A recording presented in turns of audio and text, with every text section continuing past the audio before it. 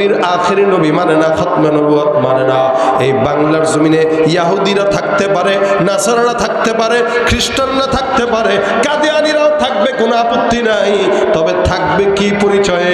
কোন যেই বান্দারা আমার নবীকে আখেরি নবী মানে না, এই বেঈমানের বাচ্চারা জমিনে থাকবে মুসলমান পরিচয় নয়, কাফের পরিচয়, ঠিক কিনা? কি হবে শেষ নবীজির উম্মত বলে দাবি করে যদি ওই নবীর চেয়ার কাদিয়ানীরা দখল করে? কি হবে শেষ নবীজির উম্মত বলে দাবি করে যদি ওই নবীর চেয়ার কাদিয়ানীরা দখল করে? নবীজির জন্য যদি রক্তের বহে নদী, নবীজির জন্য যদি রক্তের বহে নদী, তবুও হটব না এই দাবি থেকে। কি হবে বেঁচে থেকে অযথা বিদ্যা শিখে যদি না গড়তে পারি শোষণবিহীন সমাজটাকে? ঠিক কি ভাইরা আমার? নবীর পর আর কোন নবী আছে? জোরে বলেন আছে? কাদিয়ানীরা কি? আরো জোরে বলেন, কাদিয়ানী কি? কাদিয়ানী কি? আখেরি নবীর আখেরি খতমে নবুয়ত যারা মানে না, এদেরকে যারা সাপোর্ট করে, নিঃসন্দেহে তারা কাফের, কাফের, কাফের। ঠিক কিনা? ঘোষণা দিয়েছেন আল্লাহ। কে দিয়েছেন? আলাইহির রাসূলুল্লাহি ওয়া খাতামান নবীয়্যিন। তিনি হলেন আল্লাহর রাসূল, ইনি হলেন শেষ পয়গম্বর। একটা জায়গাতে আমার আল্লাহ পাক রব্বুল আলামিন শুধুমাত্র মুহাম্মদ উল্লেখ করেন নাই, সব জায়গাতে আমার পয়গম্বরকে আল্লাহ পাক মুহাম্মদের পাশাপাশি রাসূল শব্দটাও লাগাইছেন, নবী শব্দটাও লাগাইছেন। শুধু তাই নয়, আল্লাহ পাক উম্মতকে ডাক দিয়া বলেন, ইয়া আইয়ুহাল্লাযীনা আমানু লা তাজআলু দুআ আর-রাসূল বাইনাকুম কাদুআ ইবাদিকুম বা'দা। এই তোমরা যারা উম্মতরা আছো, নবীকে কখনো আরেকজনকে যেভাবে ডাকো সেভাবে ডাকবা না। কিভাবে ডাকবা? বলে ইয়া রাসূলুল্লাহ, ইয়া নবী আল্লাহ, হে হুজুর, এই নামে ডাকবা। মুহাম্মদ বলে ডাকা যাবে? এটা আল্লাহর নবীর সম্মান। যদিও মুহাম্মদের নাম আবু জাহেল, উতবা, সাইবা দূর করে দিতে চেষ্টা করেছে, কিন্তু পেরেছে? পেরেছে? গোটা বিশ্বে তাকিয়ে দেখেন, এখানে কি কেউ আছেন যার বাপদাদার কারো নাম ছিল আবু জাহেল? ছিল কারো? থাকলে একটু হাতটা উঠান যে আমার দাদার নাম আবু জাহেল ছিল, বাবার নাম আবুল আহাব ছিল, জুতার বাড়ি এনেই পড়বে আবু জাহেলের বংশধর। কারো নাম ছিল না আবু জাহেল। কিন্তু সারা বিশ্বে তাকিয়ে দেখেন, মুহাম্মদ নাম প্রত্যেকটা মুসলমানের আছে না নাই? শুধু তাই নয়, আবু জাহেল যে মুহাম্মদকে বিতাড়িত করতে চেয়েছিল, ওর বাসাটাও আল্লাহ পাক মুসলমানের পায়খানা বানায় দিয়েছে। এখন হাজী সাহেবরা সেখানে যায় আর বাথরুমের জন্য জায়গা খুঁজে।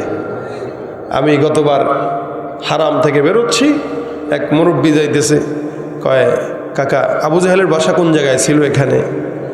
আমি বললাম কাকা কি করবেন, পায়খানা ধরছেনি? কয় খুব ইচ্ছা, আটকায় রাখছি, এর বাসাটা একটু পাইলে একটু সারবো, অনেক ইচ্ছা। আমি কাকা এই যে ইন্ডিয়া যেমন ওই দেখবেন ওগুলো যত বাথরুম আছে সব মনে করেন এগুলোর বাসা, ইখলাসের সাথে করেন। আল্লাহ পাক আপনাদেরকে আবু জাহেলের বাসায় বাথরুম করার তৌফিক দান করুক। মানে হারামের মসজিদের নিচে যে বাথরুমগুলো আছে ওগুলো হলে আবু জাহেলের বাসা ছিল আর কি। তা আল্লাহ পাক তার ঘরটাকে, তার কবর তো বদরের ওখানে, ওখানে ছোট্ট দুইটার হাতে মরছে আর কি। যত বড় শয়তান এর মৃত্যু তত লাঞ্ছিত। মরছে যখন, এখন এরকমও আমি এরকমও দেখছি, ওই কবরের উপরে যায় এমনি এমনি থু দেয় আর এমনি পারা মার মার মার পারা, মানে কবরের সামনে যায় এরকম করতেছে।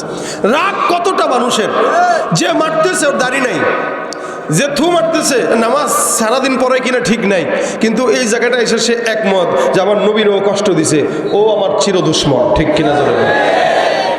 এদেশের এই স্কুলের ছাত্রগুলো, কলেজ ভার্সিটির ছাত্রগুলো যারা দিনের ছেটে ফোটাও তেমন পায় নাই, এরাও তাদের অন্তর থেকে মুহাম্মদুর রাসূলুল্লাহকে ভালোবাসে। এটা আল্লাহ পাক ফিতরাতি ভাবে রক্তে ঢুকায় দিছে। আর যদি কারো ভিতরে এটা না থাকে ও তো বেঈমান। আল্লাহ পাক রব্বুল আলামিন এতটা প্রেম মহব্বত দিয়ে আমার নবীকে সৃষ্টি করেছেন, যার কারণে গোটা সৃষ্টির ভিতরে রাসূলের মহব্বত আল্লাহ পাক ঢুকায় দিয়েছেন। সুবহানাল্লাহ। এজন্য আল্লাহ বলেন ওয়া ইন্না লাকা লাআজরান গায়রা মামনুন। আল্লাহ পাক রব্বুল আলামিন বলেন নিরবিচ্ছিন্ন নিয়ামত আমি আল্লাহ পাক আপনাকে দান করে দিলাম। এ পয়গম্বর মুহাম্মদুর রাসূলুল্লাহ, গোটা জমিনের মধ্যে তোমাকে যত সম্মান দান করলাম অন্য কোনো নবীকে দেই নাই। আজকে সেই নবীর উম্মত হওয়ার পরেও অনেক মানুষদেরকে দেখা যায় জবানের মধ্যে দাড়ি উঠায় না, ঠিক কিনা? নবীর উম্মত দাবি করে, নামাজ নাই, রোজা নাই, পর্দাও নাই। এলাকার মধ্যে মহিলারা পর্দা তো করেই না, পুরুষরাও পর্দা করে না। নামাজের কথা বললেন, যুবক ভাইরা এক প্রকার আছে যারা অজুহাত দিয়া বলবে হুজুর প্যান্টের মধ্যে সমস্যা আছে না, নাই, নামাজ পড়তে যাবে না। নামাজের অজুহাত দিলেই, কথা বললেই, ভাই আজকে একটু প্যান্টের সমস্যা আছে, আজকে লুঙ্গিতে সমস্যা আছে, আজকে কাপড়ের সমস্যা আছে, কালকে পড়বে না। তা এই যে কাপড়ের সমস্যা থাকে কেন? তার মানে কাপড়ের মধ্যে শিশু করে, কি করে, ঠিক না? নাহলে কাপড়ের সমস্যা থাকবে কেন? একটা বাচ্চা মানুষ, তার প্যাম্পাস লাগে। এখন যাদের বয়স 30 হওয়ার পরেও ওর প্যান্টটা পাক থাকে, ফার্মেসিতে যায় ওর সাইজ অনুযায়ী প্যাম্পাস কিনে দিবেন যেন প্যান্ট না পাক করতে না পারে, ঠিক কিনা? জন্য কন, যার নামাজ নাই তার ঈমান নাই, যার নামাজ নাই তার কি নাই। উম্মত দাবি করে নামাজ পড়ে না, উম্মত দাবি করে দাঁড়িয়ে রাখে না, উম্মত দাবি করে সুন্নত আদায় করে না। জোয়ানদের দিকে তাকাবেন, চুলের ডিজাইন রাখছে ইয়াহুদি নাসারার মতো, আছে না নাই? এমনভাবে চুল রাখে চতুর্দিকে টাক্কু, উপরে চোখা, আছে না নাই? কথা কয় না। আপনাকে জিনে দেয় নাই? জিনে দেয় নাই নাকি? জিনে দেয়, কি বলে, কল্যাণের আবহাওয়া পায় নাই, ডিজিটালের হাওয়া পান নাই আপনারা। এই জন্যই তো যুবকদের অবস্থা দেখবেন, এমন প্যান্ট পরে যে প্যান্টের মধ্যে জোড়াতালি আছে 14টা, ছিঁড়া আছে না নাই? হাঁটুতে ছিঁড়া, রানে ছিঁড়া, পাছায় ছিঁড়া। মা খালা দেখে আর করে সাওয়ালে, কোন জায়গায় তুই কমিন দিয়ে অ্যাক্সিডেন্ট করেছিস? কি এর অ্যাক্সিডেন্ট করলাম? কই হাঁটুর মধ্যে ছিঁড়ে দেখা যাচ্ছে। ওরে চাচি, সে বুঝে না রে। কি তুই বুঝবো না? ছিঁড়া তুই দেখলেই তুই বুঝা যাচ্ছে তুই অ্যাক্সিডেন্ট করেছিস, কে ঠিক না? সেওয়াল বলতেছে না চাচি, এটা তো ছিঁড়া, এটা অ্যাক্সিডেন্টের ছিঁড়া না, এটা হলো স্টাইলের ছিঁড়া। বসুন্ধরা সিটির থেকে অথবা কালীগঞ্জ মোড় থেকে 2000 টাকা দিয়ে কিনেছি। চাচি ওরে আল্লাহ, এই ছিঁড়া যদি স্টাইল হয়, এই টুটা ফাটা যদি স্টাইল হয়, তা আমার গরু ছাগলটা তোর সাথে বড় স্টাইলিশ আছে, কথা ঠিক কিনা? এটা নাকি আধুনিকতা? উলঙ্গপনা, বেহায়াপনা আজকে সমাজের যুবকদের কাছে আধুনিকতা হয়ে গেছে। ইহুদি নাসারার মতো চুল রাখে, অথচ সেও নিজেকে উম্মত দাবি করে। নামাজ পড়ে না এক ওয়াক্ত, চলতে ফিরতে উঠতে বসতে গাঁজা, সিগারেট, ইয়াবা, আছে না নাই? শরীরের ডিজাইন দেখলে, চেহারা দেখলে, পোশাক দেখলে নবীর উম্মত বোঝার কোনো উপায় নাই। যারা নামাজ পড়ে না, রোজা রাখে না, পর্দা করে না, ঈমান নাই, ঘুষ খায়, সুদ খায়। সুদ আছে নি এলাকায়? আছে। সুদের কারবারি করে। কেমনে করে জানেন? চাচাকে ধর না 10,000 টাকা দেন, চাচাকে ওরে বাতি যা, তোরে আমি এত মহব্বত করি, তুই চাবি, তো আগে চাবি, একটু আগে সকালে একজনকে দিয়ে দিলাম। বাতিজা কহারে আমার কাকা তো কত ভালো, কিন্তু কাকা যতবার চাইলাম আপনার থেকে পাইলাম না। তুই যতবারই চাস ততবার পরে চাস, আগে তো চাবি, আগে চাইলে না দিতে পারি। পাশ থেকে আরেকটা দোস্ত কর, তুই বেটা তোর কাকার মহব্বত বুঝবি না, কি ধরনের মহব্বত পড়ে বুঝবি নি। 2000 টাকা দিয়ে বাড়তি 20,000 টাকা দেখবি ঠিকই দিয়ে দিছে। বাতিজা আস্তে করে এসে টিপ দেয়, কাকা 20,000 টাকা দেন, 2,000 টাকা বাড়া দিবানে। চাচাও কো আচ্ছা, তুই তো ভেজালে ফেলাস, দেখি তোর চাষির কাছে আসেনি। এতক্ষণ কিন্তু দেয় নাই। যে ঘুষের টাকা, সুদের টাকা, 2,000 টাকার কথা বললো, এখন বলে দেখি চাচির কাছে আছে কিনা। তার মানে বোঝা গেল এটা নামাজই হতে পারে, কিন্তু এটা সুদখোর, ঠিক কিনা? জোরে কর। সুদের কারবারি করে, টাকা দিতে না পারলে টিনের চাল পর্যন্ত খুলে নিয়ে যায়। ঘুষ ছাড়া একটা ফাইল নাড়ায় না। নবীর উম্মত দাবি করে সুদ খায়, ঘুষ খায়, নামাজ পড়ে না, পর্দা করে না, রোজা রাখে না। আল্লাহর কসম, মুসলমান দাবি করতে পারে, লেকিন হতে পারে না। তুমি রমজান এলে রাখো না রোজা, দিনকে করো আঘাত, পয়সা করির নেই তো অভাব, দাও না তো যাকাত। তুমি রমজান এলে রাখো না রোজা, দিনকে করো আঘাত, পয়সা করির নেই তো অভাব, দাও না তো যাকাত। তুমি ইমানদারির বড়াই করো, নেই তোমার ঈমান, তুমি ইমানদারির বড়াই করো,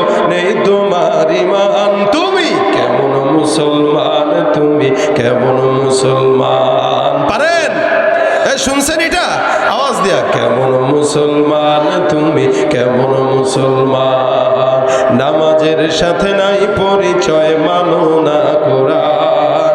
নামাজের সাথে নাই পরিচয়, মানো না কোরআন।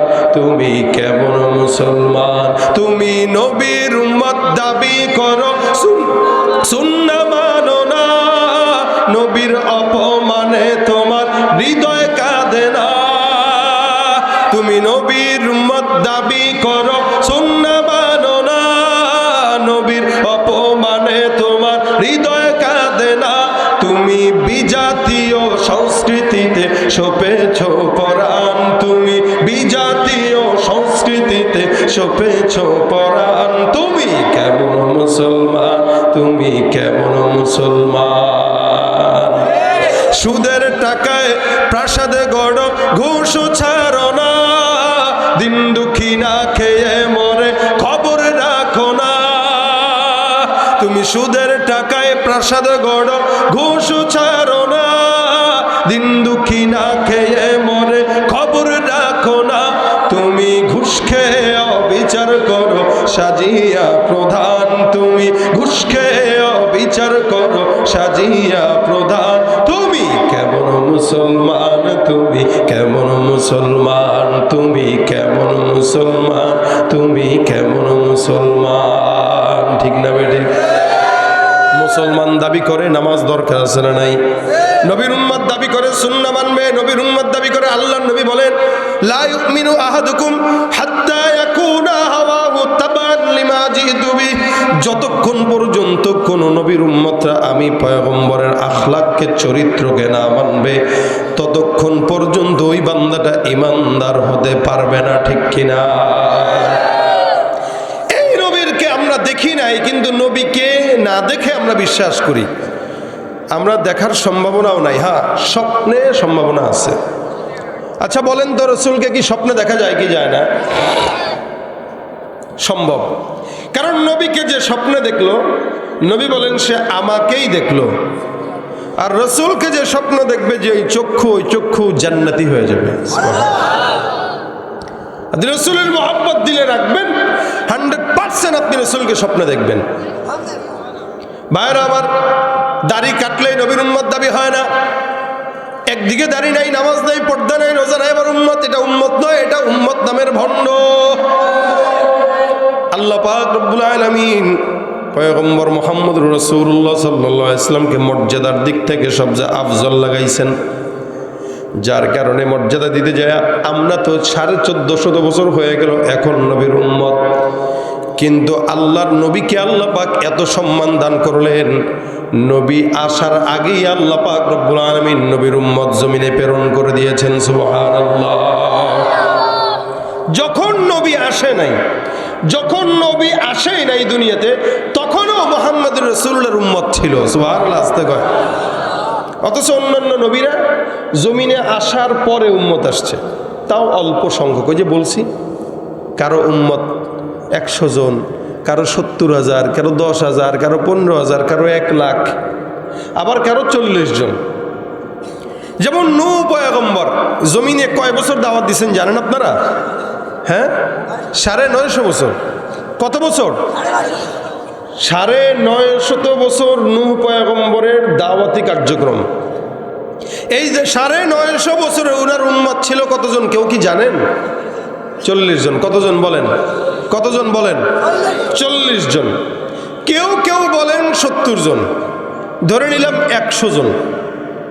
950 বছরের ব্যবধানে 70 জন 100 জন কি খুব বেশি? কম না একবারে?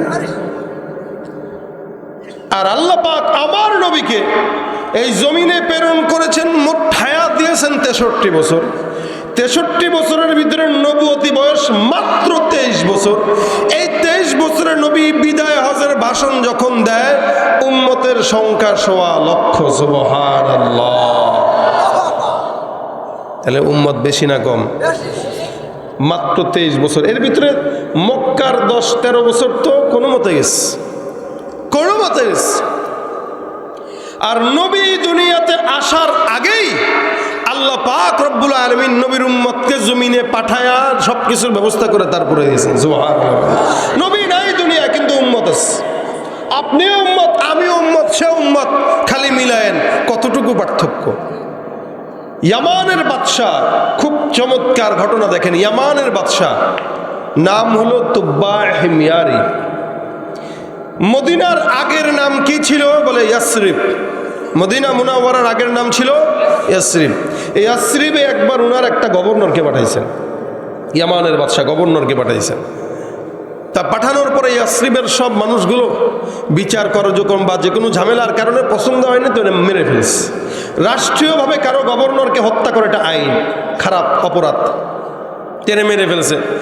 মারার পরে ইয়ামানের বাদশার মেজাজ খারাপ হয়েছে। এ মনে মনে চিন্তা করছে, যে এলাকার লোক আমার গভর্নরকে হত্যা করলো, ওই এলাকাকে আমি জমিন থেকে চিহ্ন নিশ্চিহ্ন করে দিব, অর্থাৎ মদিনাকে ধ্বংস করে দিব। যার কারণে বিশাল বড় একটা দল নিয়ে উনি রওনা হয়ে গেছেন। কোন জায়গায়? ইয়ামান থেকে মদিনার উদ্দেশ্যে রওনা হয়ে গেছেন অনেক বড় দল নিয়ে। মদিনা শহরের মানুষের সঙ্গে যুদ্ধ ঘোষণা করে তারপর ওখান থেকে আসবে। বিশাল বড় দল নিয়ে রওনা হয়ে গেছে, সাথে এমন পাদ্রীও। তখনকার জামানার কিতাব যারা পড়লো এরাও আছে। পাদ্রী একটা মদিনা শহরের মধ্যে যখন ইয়ামানের বাদশা প্রবেশ করলো, পাদ্রী ডাক দেয়া বলতেছে, বাদশা নামদার, যেই জায়গাটায় আপনি ঢুকলেন এই এলাকার চতুর্দিকের আবহাওয়া, এলাকার নাম, এলাকার অবস্থা, এগুলো দেখার পর আমার মনে হলো এটা সাধারণ কোনো এলাকা নয়, এটা ওই এলাকা যেই এলাকার মধ্যে আখিরি জামানার পয়গম্বর হিজরত করে আসবেন। সুবহানাল্লাহ। আল্লাহর নবী সাল্লাল্লাহু আলাইহি ওয়াসাল্লাম এই জায়গায় হিজরত করে আসবেন। এটা সাধারণ কোনো এলাকা না, এটা অনেক দামি এলাকা। আল্লাহ পাক রব্বুল আলামিন এই জায়গাতে আখিরি জামানার পয়গম্বর মুহাম্মদুর রাসূলুল্লাহ সাল্লাল্লাহু আলাইহি ওয়াসাল্লামকে এখানে প্রেরণ করবেন। আর যে এলাকায় আখিরি জামানার পয়গম্বর হিজরত করে আসবেন, আল্লাহর কসম ওই এলাকা আপনার কেন গোটা বিশ্ববাসীর ক্ষমতা নাই ওই এলাকাকে নিশ্চিহ্ন করবে। সুবহানাল্লাহ। ভাইরা আমার, আল্লাহ পাক রব্বুল আলামিন জমিনের মধ্যে পয়গম্বর মুহাম্মদুর রাসূলুল্লাহকে পাঠাবেন, তার আগে উম্মত পাঠালেন কিভাবে দেখেন। মদিনা শহরের মধ্যে ইয়ামানের বাদশা ঢুকলো। ঢুকার পর যখন নাকি পাদ্রীর কাছে শুনলো, এখানে ইয়ামানের বাদশা যখন শুনলো মদিনার মেহমান আসবে, নবী আসবে, ইয়ামানের বাদশা এই কথা শোনার পর দুইটা কাজ করলো। কয়টা কাজ? এক নম্বরে এই লোকটা সর্বপ্রথম ডাক দিয়া করলো যে, হ্যাঁ, আমার যত চেলা চামুন্ডা আছো তোমরা শুনে নাও, যেই শহরের মধ্যে মদিনাওয়ালা নবী আসবে ওই নবীর উপরে আমি ইয়ামানের বাদশাহ আল্লাহকে সাক্ষী রেখে, তোমাদেরকে সাক্ষী রেখে তার উপরে ঈমান নিয়ে আসলাম। বুঝেন, তখনও কিন্তু নবী আসে নাই, নবী আসে নাই দুনিয়াতে। ইয়ামানের বাদশাহ ঈমান আনলো। ঈমান আনার পরে দুইটা কাজ করলেন। কয়টা? এক নম্বর, সুন্দর করে চিঠি লিখলেন। চিঠিটা এখনো পর্যন্ত তাফসীরের কিতাবে আছে। সুন্দর করে চিঠি লিখলেন, বলে, আমানতু বিকা ওয়া বিকিতাবিকাল্লাযী ইউনজালু আলাইক ওয়া আনা আলা দীনিকা ওয়া সুন্নাতিকা ওয়া আমানতু বিরাব্বিকা ওয়া রাব্বি কুল্লি শাই ওয়া আমানতু বিকুল্লি মা জাআ মিন শারাইল ইসলাম ফাইন আদরাকতুকা ফাবিহা ওয়া নি'মা ওয়া ইল্লাম উদরিককা ফাশফা' লি ওয়া লা তানসানি ইয়াওমাল কিয়ামাহ ফাইন্নী মিন উম্মাতিকাল আউয়ালিন। সুন্দর করে চিঠি লিখলেন যে, হে পয়গম্বর, আমি আপনার উপরে ঈমান নিয়ে আসলাম, আপনার রবের উপরে ঈমান নিয়ে আসলাম, আপনার শরীয়তের হুকুমের উপরে ঈমান আনলাম। আপনাকে আমি জমিনের মধ্যে পাই যদি এটা আমার নিয়ামত, আর যদি জমিনের মধ্যে আপনাকে না পাই আপনি কিয়ামতের ময়দানে আমাকে ভুলেন না। কারণ কি, আমি হলাম আপনার উম্মতের মধ্যে সর্বপ্রথম উম্মত। সুবহানাল্লাহ। সুন্দর করে চিঠি লিখলেন। এই চিঠিটা লিখে একটা 2 তলা বিল্ডিং বানায় দেন। 2 তলা ঘরের মধ্যে একজনকে রেখে ডাক দেয়া বলে, আমার ভাই, তুমি এই জায়গায় থাকো, এখানে যতদিন থাকবা, আখিরি জামানার নবী যদি না আসে ততদিন থাকবা। ওই নবী আসবে, সুন্দর করে আমার চিঠিটা তার কাছে পৌঁছায় দিবা, আমার সালাম দিবা। তুমি যদি না পাও তোমার সন্তানকে ওসিয়ত করবা, তোমার সন্তান আমার পয়গম্বরের কাছে চিঠিটা দিবে। এরকম করে যতক্ষণ পর্যন্ত মুহাম্মাদুর রাসূলুল্লাহ সাল্লাল্লাহু আলাইহি ওয়াসাল্লাম না আসবে, ততক্ষণ এই ঘরটার মধ্যেই তোমরা অবস্থান করবা। ইয়ামানের বাদশা সুন্দর করে চিঠিটা লিখে ঘরটা বানায় বিদায় হয়ে গেলেন। একজনকে রেখে দিলেন, তুমি এই জায়গায় থাকবা। উনার আদেশ মতো তার খাবার দাবার ভরণ পোষণের দায়িত্ব নেওয়া হয়। একদিন যায়, 2 দিন যায়, 1 বছর 2 বছর যায়। এমন করতে করতে পয়গম্বর এখনো আসেন না। জমিনের মধ্যে 100 বছর অতিবাহিত হয়ে গেছে, 200 বছর অতিবাহিত হয়ে গেছে, 300 বছর অতিবাহিত হয়ে গেল, 400 বছর অতিবাহিত হয়ে গেল। এমন করতে করতে করতে করতে 900 বছর পার হয়ে গেল। জোরে বলেন সুবহানাল্লাহ।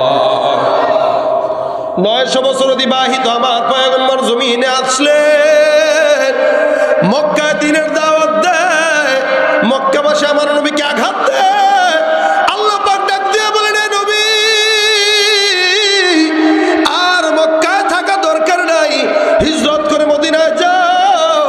আমার পয়গম্বর মক্কার জমিনের দিকে তাকায় তাকায় বলে, কাবা, তোমাকে আমি এখান থেকে সাক্ষী রেখে বিদায় হয়ে গেলাম, তোমার কাছ থেকে আমি ফকিরের মতো বিদায় হয়ে যাইতেছি। মনে রাখবা, সাক্ষী থাকবা, আমি পয়গম্বর তোমার কাছে আসবো, লেকিন বাদশা হয়ে তোমার দরবারে আমি ফিরে আসবো। যেই মক্কার কাফেররা আমাকে এখান থেকে বের করে দেয়, আমি পয়গম্বর কথা দিলাম বাদশা হয়ে তোমার কাছে আসবো, কাফেরদেরকে মাফ করে দিব। আমার নবী কাফেরদের যন্ত্রণায় মক্কা ছেড়ে দেয়। যদিও মক্কার কাফেররা পয়গম্বরকে আঘাত দেয়, কিন্তু মদিনার সমস্ত কাফের মুসলমানরা আমার নবীকে গানে গানে স্বাগতম জানানোর জন্য দাঁড়ায় থাকে।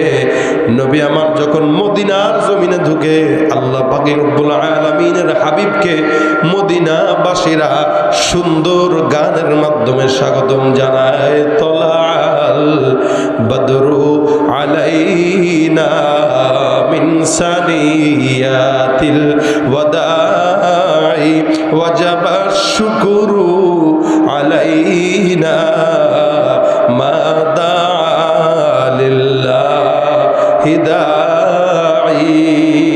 আমার পয়গম্বর মদিনার জমিনে ঢুকলেন।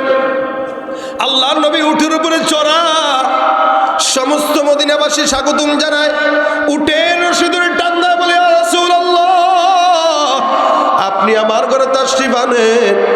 নবী আমার ডাক দিয়া বলে, হে মক্কা মদিনাবাসীরা, তোমরা আমার উটের রশি ধরে টান দাও, কিন্তু আমি নবী নিজেও জানি না আমি পয়গম্বর কোন জায়গায় বসবো। মদিনার নবী মদিনায় ঢুকলেন। সব মুসলমান সাহাবা ভাই আমার পয়গম্বরকে মেহমানদারি করার জন্য উটের রশি টান দেয়। নবী নিজেও জানে না কার ঘরে বসবে, কোন জায়গায় যাবে, কারণ আমার আল্লাহ পাক নবী আসার 900 বছর আগেই নবী কোন জায়গায় বসবেন এই জিনিসটা আল্লাহ পাক নির্দিষ্ট করেছে। পয়গম্বরকে একজন এদিক দিয়া টান দেয়, আরেকজন ওদিক দিয়া ধরে। আবার নবী ডাক দিয়া বলে, ছেড়ে দাও। মদিনাবাসী তাকায় দেখে আল্লাহর নবীর উটটা বারবার এই কাছে যায়, ওই গলিতে যায়, এই ঘরের সামনে যায়, আরেকবার ওই ঘরের সামনে যায়। আল্লাহর নবী চুপচাপ উটের উপরে বসা, আবু বকর সঙ্গে। হঠাৎ করে মদিনার সব অলিগলি দেখা শেষ। পয়গম্বর মুহাম্মদুর রাসূলুল্লাহর উটটা ওই যে ইয়ামানের বাদশা তুব্বা হিমারি বানাইছে, ওই ঘরের সামনে যায় আল্লাহর আদেশে উটটা বসে পড়ল। এ মুসলমান নবীর উম্মত, কত মর্যাদাবান নবী।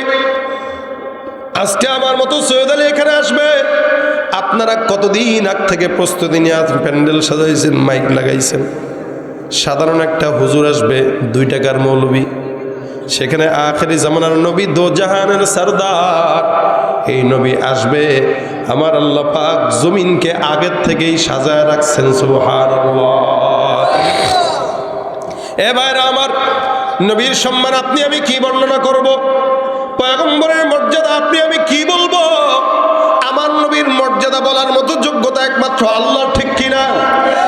যেই নবীর বর্ণনা, মহাব্বতের বর্ণনা আমি যদি সারা রাত বলি, সারা জিন্দেগি বলি, কিয়ামত পর্যন্ত বলি, আমার জবান বন্ধ হয়ে যাবে, যোগ্যতা শেষ হবে। আমার পয়গম্বর মুহাম্মদুর রাসূলুল্লাহর বর্ণনা করা শেষ হবে না, ঠিক কিনা? মোহাম্মদ হা মেদে হামদে খুদা বস, খুদা মদহে আফরি মুস্তফা বস, মোহাম্মদ আজ তুমি খাম খুদা রা, খুদায়া আজ তুহব্বে মুস্তফা রা, খুদায়া আজ তুহব্বে মুস্তফা রা। আমার পয়গম্বর যখন ওই জায়গায় বসলেন, ওই ঘরের সামনে উটটা যখন নামে, ঘরের ভিতর থেকে যিনি ছিলেন তখন বেরোলেন হযরত আবু আইয়ুব আনসারী রাদিয়াল্লাহু তাআলা আনহু। বের হয়ে আল্লাহর নবীর কাছে চিঠিটা রাখ দিয়া বলে, ইয়া রাসূলুল্লাহ, এই যে চিঠিটা গ্রহণ করে নেন, ওই ইয়ামানের বাদশা তুবাইবের সালাম গ্রহণ করেন। নবী আমার চিঠিটা হাতের মধ্যে নেয়, সুন্দর করে চিঠিটা খুলে আল্লাহর নবী পড়া শুরু করলেন। আমানতু বিকা ওয়া বিকিতাবিকা আল্লাযী ইউনজালু আলাইক ওয়া আনা আলা দীনিকা ওয়া সুন্নাতিকা ওয়া আমানতু বিরাব্বিকা ওয়া রাব্বি কুল্লি শাই ওয়া আমানতু বিকুল্লি মা জাআ মিন শারাইল ইসলাম ফাইন আদরাকতুকা ফাবিহা ওয়া নি'মা ওয়া ইল্লাম উদরিককা ফাশফা' লি ওয়া লা তানসানি ইয়াওমাল কিয়ামা ফাইন্নী মিন উম্মাতিকাল আউয়ালিন। আমার পয়গম্বর এটা পড়তেছেন, আল্লাহর নবীর চোখ দিয়া পানি। নবী আমার সাহাবাদেরকে সাক্ষী রেখে বলে, এই সাহাবা আজমাইনের দল, আমি নবী জমিনের মধ্যে আসলাম এখন থেকে 900 বছর আগে যেই উম্মতটা আমি পয়গম্বরের উপরে ঈমান আনলো, এই নবীটা, এই উম্মতটা আমি নবীকে দেখে নাই, শুধুমাত্র আমার নাম শুনে, আমার অবস্থা বর্ণনা শুনে আমি পয়গম্বরের উপর ঈমান নিয়ে আসলো। আমি আল্লাহর হাবিব তোমাদেরকে সাক্ষী রেখে বললাম, আমি কিয়ামতের ময়দানে যখন জান্নাতে যাব, আমার সঙ্গে সর্বপ্রথম জান্নাতে যে যাবে এই লোকটাই হলো সেই বাদশা তুবাইহিমিয়ারি, যে নাকি আমার সঙ্গে জান্নাতে আমার ডান পাশে থেকে থেকে আল্লাহর জান্নাতে ঢুকবে।